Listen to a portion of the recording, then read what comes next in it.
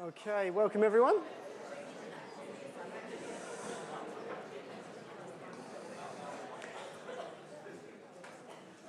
So, we are still on the same project that we've been on, looking at the same topic.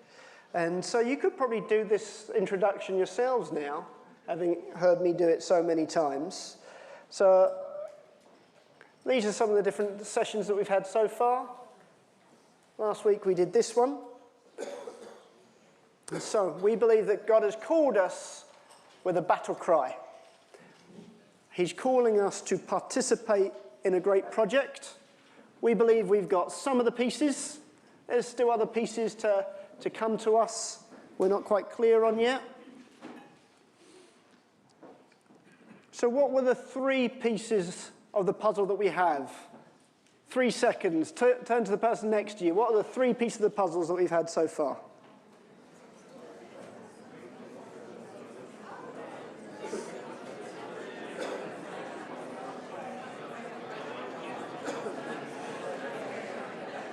Okay, right. Hopefully you got them all right. Households together with Christ at the center. I'm putting the answers up. You can't still keep talking. Ministering the Spirit and sharper witness. So this is what we've been talking about for the last 5 weeks.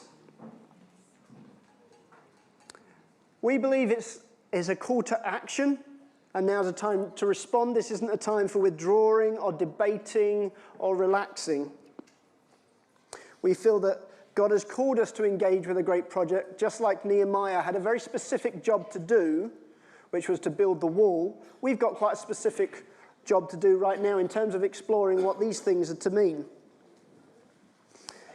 We've kind of taught these subjects. There's not a lot more that we've got to say on them, but at the same time, we don't want to move off of them and start teaching something else. So we want to move through to action as quick as possible. So we've started this exploring what it means to be households together on last Wednesday, and we will be doing it for the next 3 Wednesdays. That will lead to clear action coming out of this. We'd love to hear your stories of how these things are kind of touching down in your life. Have you been drawn to invest in relationships around households? Have you been moved by the Spirit to act?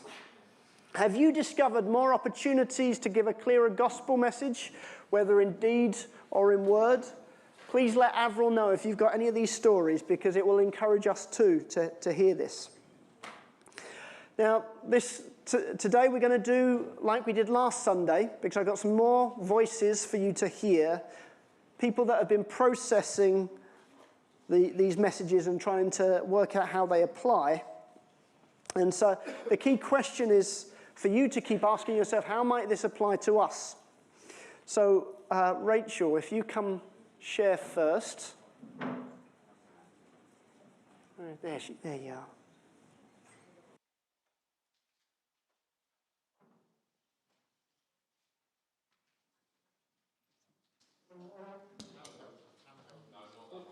Not this one. Why would you use that one? Hello, yes. So there's a few things I've been processing over the last couple of months. And as you'll see as I go through, it's more about a change that's happening in me rather than necessarily seeing things change outwardly. So at the start of the year, I was saying to God, what have you got for me this year? And I was thinking, maybe some project or this or that. And just the thing that I sensed in my spirit, God say, was, it's not what you do, it's how much love you do it with. And that really challenged me, because it's easier sometimes to do things, isn't it? So from that, I found myself asking God, probably most days and more than once, a lot of days, to increase my love, because I recognize that's not something I can do in myself.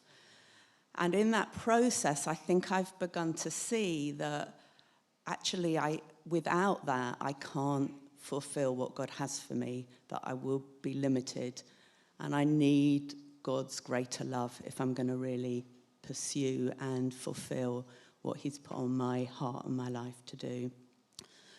I wouldn't say I've seen a great shift in that, but I'm looking and I'm more hungry now than I was when I first heard it, which I think for me is the progress rather than seeing it change, exactly.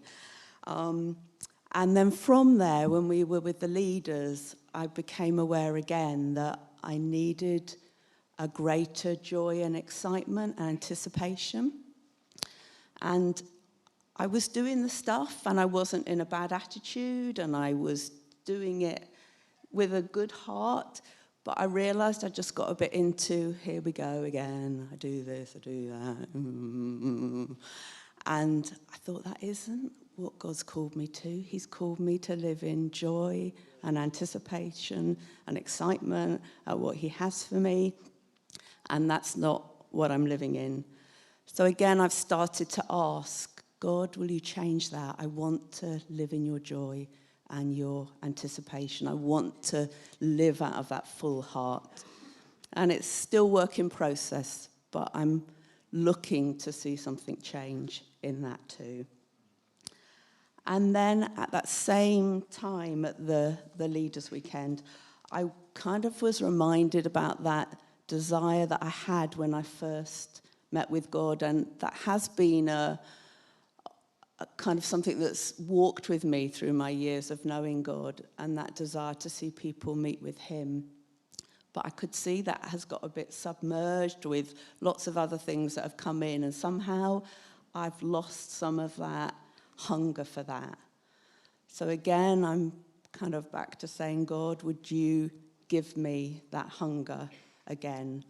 And interestingly, when John spoke about ministering in the Spirit, that was the thing I felt for me, that ministering in the Spirit, I want to do that with the people who don't know Jesus. So the day after John's talk, I had an appointment, and I thought, this is a chance to really do what John was talking about. So there was a lady I was with, and I probably would have always been open to chatting, but something had changed in that rather than just being open, I was pursuing something, and I was actively asking for something. So I was saying, God, what have you got for this lady? Is there something I could say to her? Is there something I could bring to her? Try to ask some openish questions to see if we could get anywhere. And really, she wasn't responding, and it got to the point where I thought, if I continue, this will feel like an interrogation, and that's not really the point. So I kind of rested and just trying to say, God, is there anything? And I didn't really feel like I had anything. So I was walking home and thinking, God, did I miss that? Is that a failure? What's that about? And again, it's just that sense in your spirit of God saying, but you were willing, you were open, and you were actively pursuing, and that is different, and that's success. It doesn't matter about whether she responded or wanted that. Something had shifted in me. And my expectation is that some of the other people I meet will be open, but something's shifting in me. And then later that week, I was walking to see a friend, and I could see a man. I couldn't work out what he was doing. He was kind of on the ground, and I thought, is he a workman? Is he? But as I got nearer, I could see he was an old man. He'd fallen, and he was stuck. So I said, can I help you? And he said, yes, I can't get up. Will you help me get up?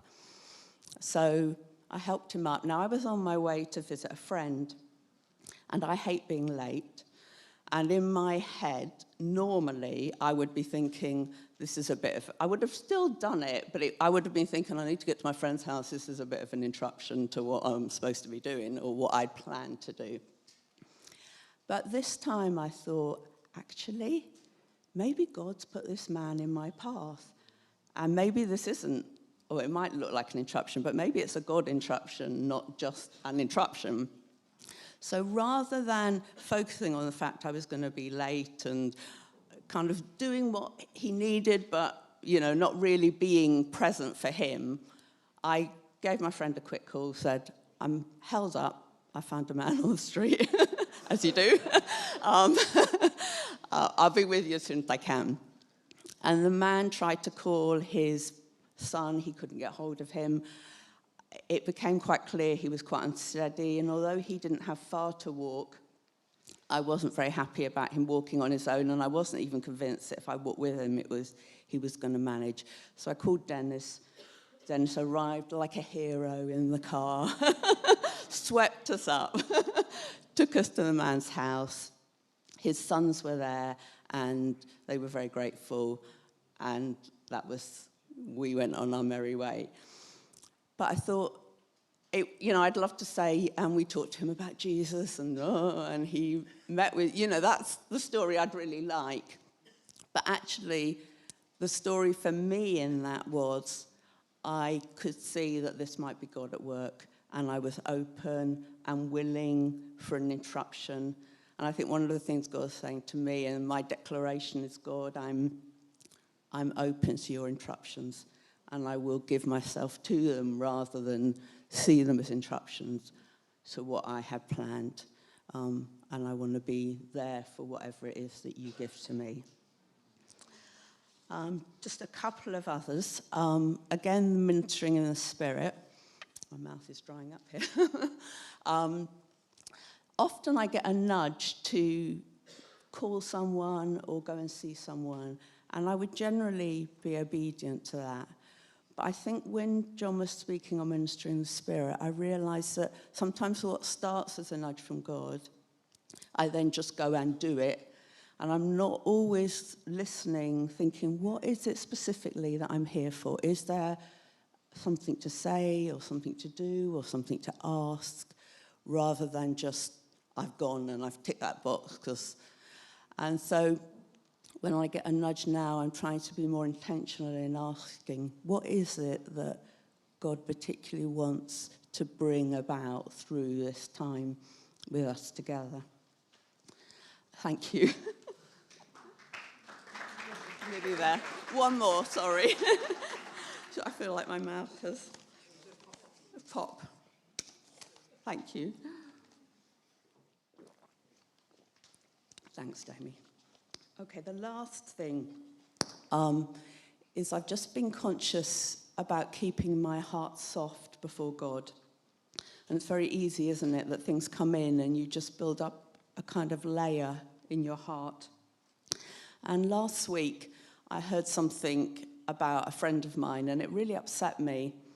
And my first reaction was, God, that doesn't seem very fair. And I could have composed a really good case for why that wasn't very fair. I think even God might have been impressed, not, with my case of why it really wasn't fair. And there's a verse that I heard it, I've got completely no muddle. I heard it earlier in the year, and I found it really helpful. It's from Lamentations, and it says, because of the Lord's great love, we are not consumed, because his compassions never fail.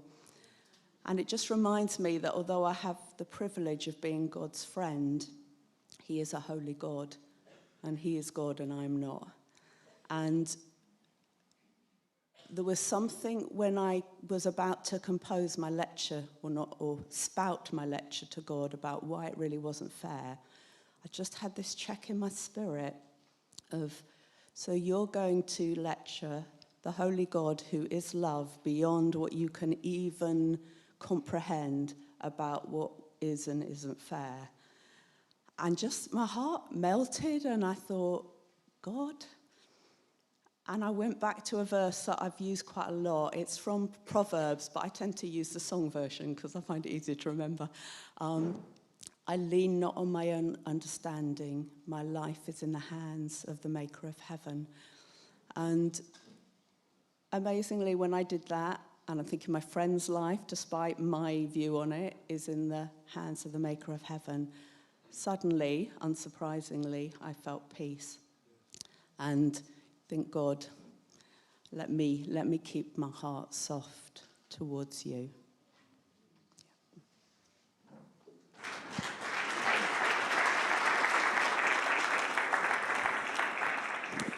So we're actually going to, Richard's going to come up and we're going to use a song as our response to what Rachel just brought. But there was quite a lot in that. So let me just give you a quick summary of the things that stood out for me. So Rachel talked about, it wasn't about what she did, but as how much love she did it with. Do you remember last week the amount of people that said, I want more compassion? I think that's something that God is calling for us to live by as we pursue this. Talked about a greater sense of joy and excitement, and she became quite intentional about asking for that. That's something that Randy from America brought to us as leaders, the idea of the unlocking of our emotions. And Christ shouldn't just be a decision, he should be a delight for us, and that's something that he's offering us too. Then when talking about ministering the Spirit, intentionally asking, is this an opportunity? And not disregarding something as a failure because you didn't see the result that you expected to see. You remember Jeremy last week pointed that out from Tanya's story. Even when there's an interruption, well, could you be doing something in this? And the joy and the reassurance was not, did we manage to get the 5 messages of the gospel in? It was, did we do what God gave us to do? And then again, ministering the Spirit. Rachel talks about moving with the nudges, but then can just drift into, okay, so I got to go see that person. So I make that appointment to see them. But then I don't think to ask the Spirit, what more would you want me to say? How else can I work with you in this? And then that last point, when you get to a position when you're about to lecture God and being brought back round to the sovereignty and the love of God, and taking that position of saying, look, I'm yielding to you. I'm submitting to you. You are the maker of the heavens, and I don't understand, but you do. And so we're going to take the song, Nothing I Hold On To, as our opportunity to respond to that, if that's something that's real for you as well.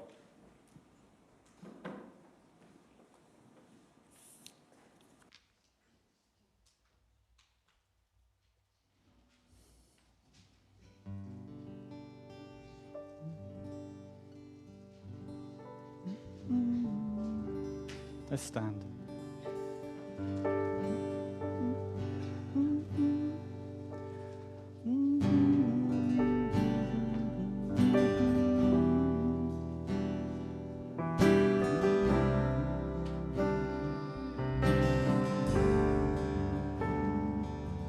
I lean not on my own understanding. My life is in the hands of the Maker of heaven. I lean not on my own understanding. My life is in the hands of the Maker of heaven. I give it all to you, God, trusting that you'll make something beautiful out of me. I give it all to you, God, trusting that you'll make something beautiful out of me. I lean not on my own understanding. My life is in the hands of the Maker of heaven. I lean not on my own understanding. My life is in the hands of the Maker of heaven. I give it all to you, God, trusting that you'll make something beautiful out of me. I give it all to you, God, trusting that you'll make something beautiful out of me. I will climb, and I will climb this mountain with my hands wide open. I will climb this mountain. I will climb.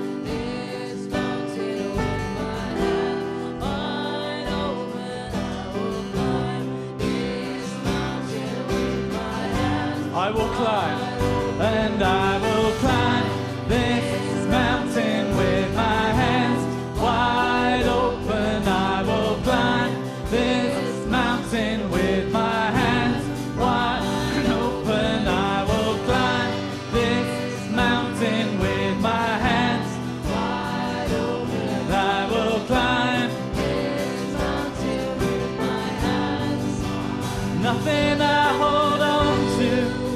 There's nothing I hold on to. There's nothing I hold on to. There's nothing I hold on to. Nothing I hold on to. Nothing I hold on to. Nothing I hold on to. Nothing I hold on to. Nothing I hold on to. Nothing I hold on to.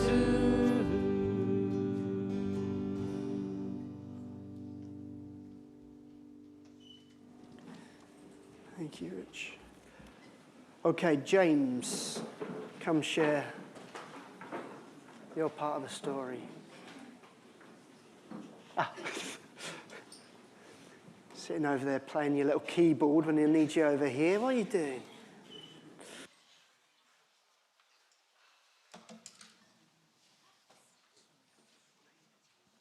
Hello, everyone. So I think when Jamie asked us to share, Heather and I had a bit of a chat about it, and I think the one thing that we were realising out of all of these talks that we've had so far is that this decision that we're most definitely meant to be part of this community.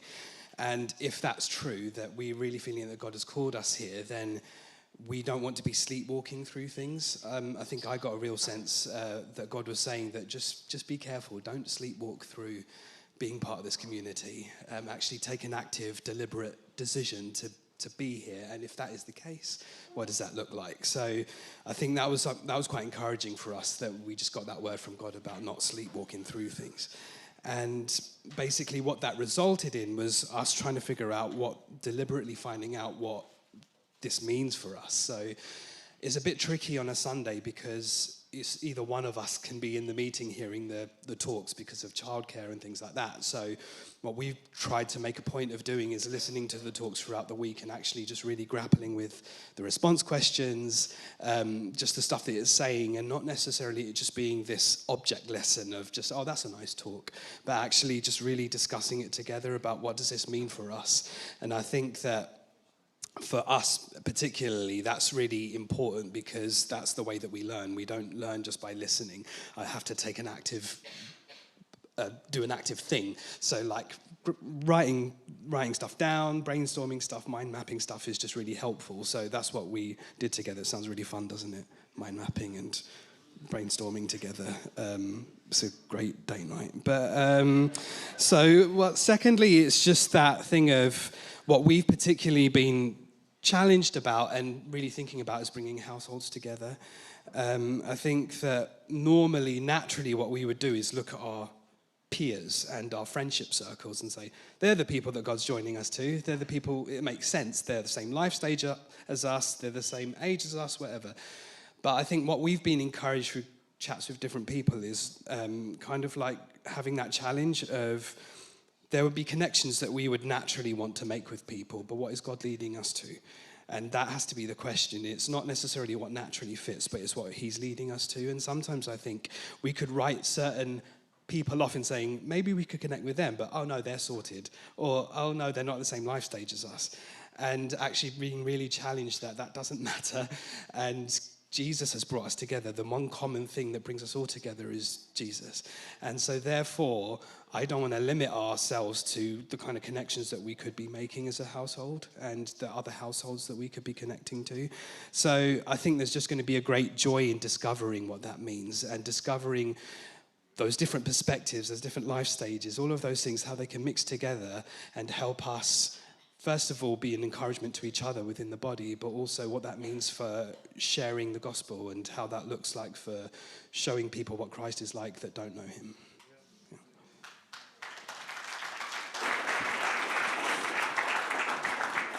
Thank you, James.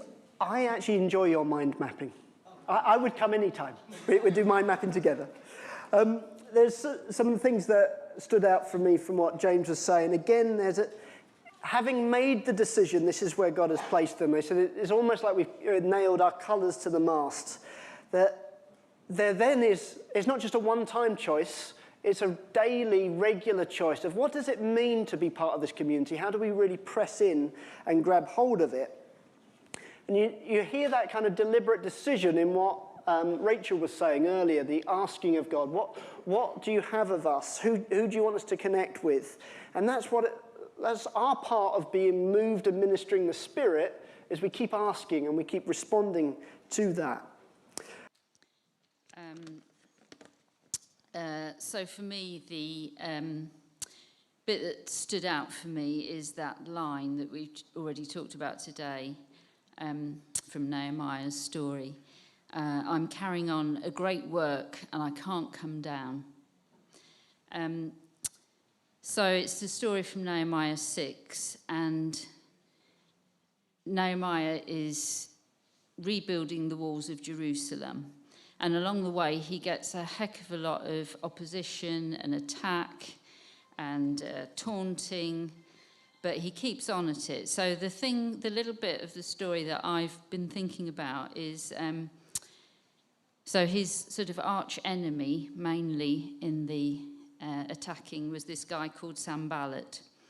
And it says that the word came to Sanballat that the wall was built and there was not a gap left in it. But then Nehemiah says straight away, at this time the wall was built, but I had not set doors in the gates. And so I've been thinking about those vulnerable places, those access points. So then the invitation comes to be distracted and engage in a conversation with the enemy, this guy, Sanballat. And he says, come on down from the wall, meet me in the valley in one of the villages. And Nehemiah replies straight away saying, they were scheming to harm me. So he knew the spirit behind that invitation. So he sent messengers straight away saying, and here's the line, I'm carrying on a great work and I can't come down. Why should I stop work, leave it and go down to you? And then it says, that this caught my eye, he asked him 4 times to come down to the valley. So he was quite persistent in that kind of invitation there. So I've started to think about 2 things really, that there's a vital position in holding and covering those vulnerable places, an important place that I have here, that I mustn't compromise. And the other thing that I started to think about was, what does coming down mean? And do I ever come down, as it were, and, take my mind off the thing that I should be thinking about and give my attention elsewhere? And what are those empty doorways that, the gateways that haven't yet got doors in? So as I was thinking about that, I started to think instead about what being up would be if I didn't go down. What would I be doing if I was up? And I thought of the verse in Colossians where it says, since you've been raised with Christ, set your heart on the things above, where Christ is seated at the right hand of God. So it occurred to me that there's a position I can take as life's stresses and oppositions come, because they will, just like they did for Nehemiah, by setting my heart on the things above. Not in a kind of head in the clouds, pie in the sky kind of unreality kind of way, but because that is the truth. God's word is the truth to me, who he says he is, what I'm called to, what he said to me before. And if I do come down, my attention will be lowered from the most important thing that God has for me, that call on my life or that thing to do right now. It's like I'm lowering my gaze from what God has down to something lower. And then guess what? I start to think naturally, and I start to process things from a worldly viewpoint instead. And suddenly I'm opening myself up to attack or listening to the voice of the enemy. And I'm just aware of that persistent invitation coming. So that kind of caused me to kind of think about that in my life, really. So there's a few ways that I am vulnerable, and I think it wouldn't be the first time that I've said them here. I'm prone to overthinking. I'm always or often think of the worst case scenario. Dave says I would have made a lot of money in the city as a risk assessor. But I didn't do that. So I'll often engage in a conversation in my head with myself. And before long, I'm kind of lending the enemy a hand, with what he's accusing me of. So that's one thing. I can quite easily be distracted and give a thought, time to a thought process that doesn't marry up with what God said for me, or what the truth is. And suddenly I'm no longer thinking about the things that are my heart set on things above. Or I'm just plain listening to the wrong voice, like, you're on your own. How are you going to make a difference? Well, that dream's never going to happen now. Now look what, it's all going wrong. So I thought I'd give you a little example from real life in the Simmons household that shows you what my thought process was. So just before Christmas, we turned on the boiler and it didn't work. And there was a few other things that led us to think we needed a new one. So we looked at getting this whole system put in to our house, and the guy said to us, if you'd had it done a couple of years ago, it'd have been a lot less money, blah, blah, blah, blah. So we were dealing with all of that, and then we had 4 leaks in our roof. This is our house roof. We weren't in a tent. And it was dripping through in our bedroom, and then one of the other walls got mouldy, and this is happening as well. So we started the investigation into what needed to happen, and turns out we needed a new roof as well. And these are not nice things to spend money on. You can spend money on stuff and you think, that's lovely, I'm really glad we had that. You can show it to people, but these weren't really nice things. And so I was like, for goodness sake, we've only got a certain amount of reserves of money, and what happens if something else goes wrong? And then the second guy came, some guys came to look at the roof, and they said, well, if you'd had it done 3 years ago, the cost of materials, it would have been X thousand less. And I was just like, why didn't we think of it then? Why didn't we get ahead? What were we doing? What if something else goes wrong? Oh my goodness, we weren't planning. And then I noticed that there was and still is, a damp patch creeping up on our outside wall behind the fireplace. And it was like that, no, not another thing. And I realised that looking back on it, I had accepted that invitation to step down. I'd stopped setting my heart on things above, and suddenly the whole house is falling apart. But as I set my heart on things above, I remember that God has never failed to provide for us in 37 years that we've been married, and how he gave us a £12,000 gift, different gifts that amounted to £12,000 when we weren't in a position to afford our new house, our first house. We had 2 babies. we didn't have enough income, I wasn't working, we should never have got a mortgage, but we were miraculously given one. And I remembered that that house was the one that God gave us, and the house that we're in now is the one that God gave us.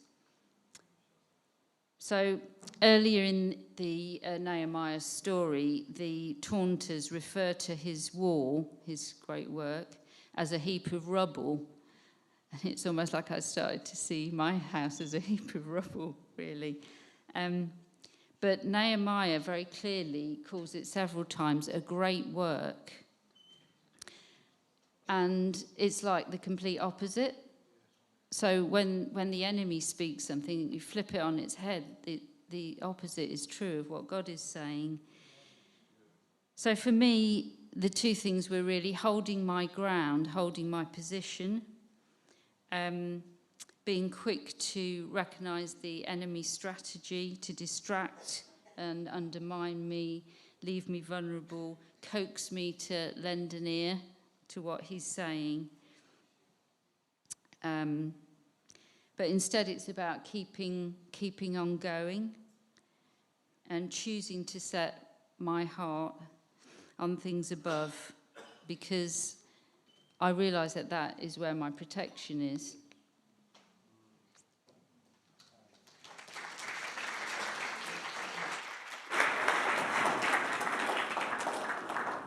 Great, thank you, Amanda. Okay, so you've heard 4 different voices talking about their processing. Take a few minutes with the person next to you or a couple of people. What have you heard today? What has stood out to you? And then what I want to hear from you is, how are you wanting to respond to God? Okay, so take a few minutes for that.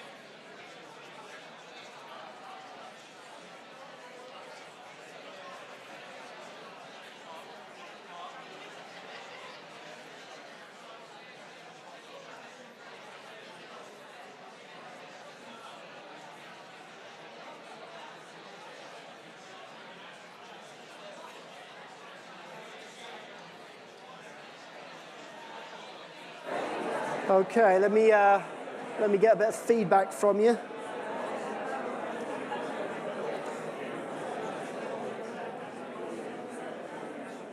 Okay, yeah, just had an opportunity to talk to the person next to you. What stood out to you? I want to now know, how do you feel that you want to respond? What is God calling from you, you think? You give me a few ideas.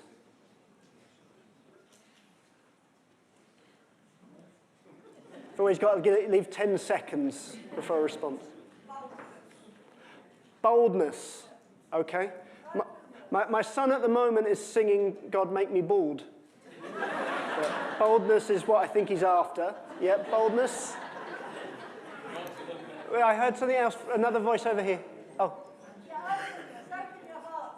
Okay, open to God's, and then bold. Sally. Not sleepwalking. Yeah. Okay. Aware of distractions.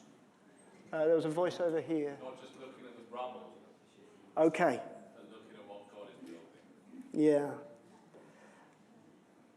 Yeah, I mean, that rubble thing, that stood out to me, what Rachel was saying. If she could make her list of why this isn't fair, that's almost like, here's all the rubble. But God can turn that rubble back into the very thing that he was calling for that Nehemiah to do. Anything else? Recognizing that in fact it is a great work that we're doing. Okay, yes, realizing it's a great work. I want that. I mean, I think back what Rachel was saying in terms of that joy, that excitement, that this isn't, all right, it's just the next thing that we've got to get on with. But if it's what God's called us to do, in the same way, if it's for God's prompted me to pick up an old man on the street, like Rachel tends to do, I want to see that that's part of God's purpose for me. There's a joy in that. We're going to use this song that Richard's got. I also want to give us the opportunity to respond to what Jacob brought earlier about that forgiveness, the power of God's forgiveness. Maybe that's something that you want God to show you, to reveal to you. So just recapping some of the things. Forgiveness. I want to trust that God can make something good out of this. That I'm not making my own assessment and writing something off. I want a new boldness. I want to be open to God.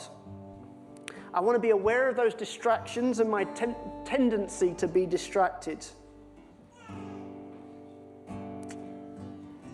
Thanks, Rich.